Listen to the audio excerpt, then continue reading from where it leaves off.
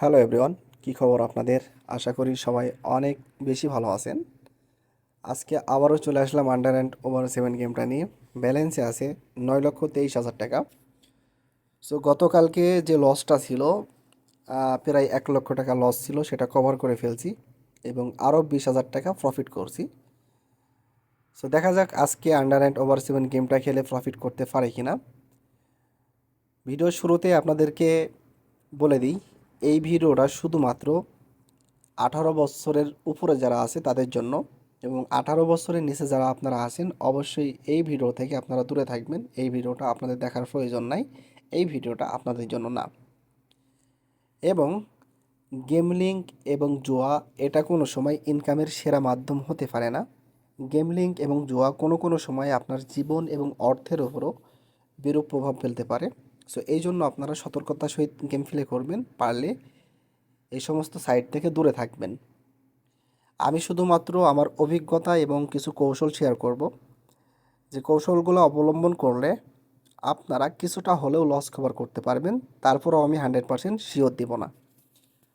So দেখেন, আজকে আমার টার্গেট থাকবে মিনিমাম 20,000 টাকা প্রফিট করার।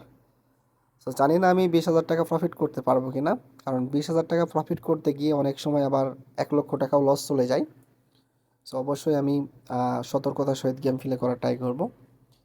আন্ডার অ্যান্ড ওভার 7-এর কিছু ভালো দিক আছে, কিছু খারাপ দিক আছে। সো ভালো দিকের থেকে খারাপ দিকটাই বেশি।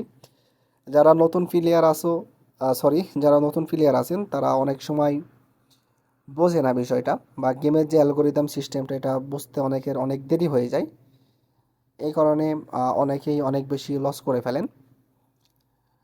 সো আমাকে ইউটিউব চ্যানেলে কিছুদিন আগে একজন প্রশ্ন করেছিল যে এই জগৎ থেকে আসলে কত পার্সেন্ট মানুষ প্রফিট করতে পারে।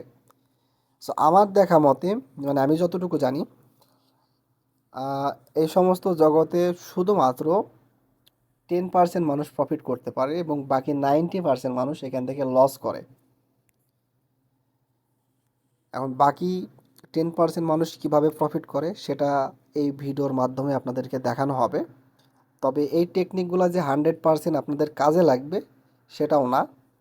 হয়তোবা আমার যে টেকনিকটা, আমি এক এক সময় এক এক রকমভাবে গেম প্লে করি, খেলার অবস্থা বুঝে আমি কিন্তু ব্যবস্থা নিই। বিষয়টা হলো এরকম, কারণ একই টেকনিক বা একই ফর্মুলা আপনি বারবার যদি ইউজ করেন কিন্তু হবে না। আপনাকে আগে বুঝতে হবে খেলার পরিস্থিতিটা কেমন চলছে, ঠিক আছে? বোঝার পরে তারপরে যদি আপনি আপনার মতো করে ফর্মুলা ইউজ করে বা টেকনিক ইউজ করে গেম প্লে করেন, তখন প্রফিট আসলেও আসতে পারে।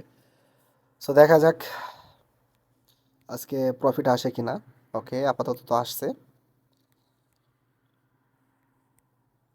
তো দেখেন, আপাতত আমি শুধুমাত্র আন্ডার 7 নিয়ে গেম প্লে করছি, অন্য কোনো সাইট ধরিনি এখনো পর্যন্ত। এই যে প্রফিট চলে আসছে। আবারও ভাই আমি আন্ডারেই মারবো। লস করছি, ডবল শট দিব। আবারও ডবল শট, 10,000 টাকার শট দিব এবার। ইয়াস, 23,000 টাকা অলরেডি চলে আসছে। সো এবার চলে যাব ওভার 7-এ। ব্যালেন্সকে আবারও 20 টাকা করে দিব, মানে আবার শুরু থেকে খেলবো আমি। লস করছি, ডবল শট, প্রফিট, আবারও ডবল করে ওভার 7-এই খেলবো।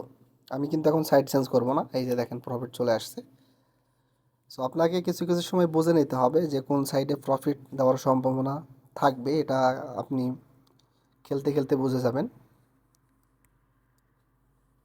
একটা সাইড থেকেও গেম প্লে করা যায় যদি টেকনিক জানা থাকে। দেখেন প্রফিট চলে আসছে। সো আপাতত হিউজ পরিমাণে একটা প্রফিট চলে আসছে।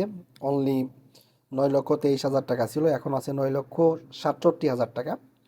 সো ভালো পরিমাণে একটা প্রফিট চলে আসছে। সো এই মুহূর্তে আর গেম প্লে করবো না, কারণ এই মুহূর্তে গেম প্লে করতে গেলে হয়তো বা যে প্রফিটটা আছে সেটাও লস হয়ে যেতে পারে, কারণ কোম্পানি যখন আমাকে প্রফিট দিয়ে দিয়েছে, এখন যদি আমি ওভার কনফিডেন্স নিয়ে গেমটা আবারও প্লে করতে যাই সেক্ষেত্রে বিপরীত জিনিসটা ঘটতে পারে। সো আমি সেই সুযোগটা কোম্পানিকে দিব না। এখন আমি গেম থেকে বাইরে হয়ে যাব।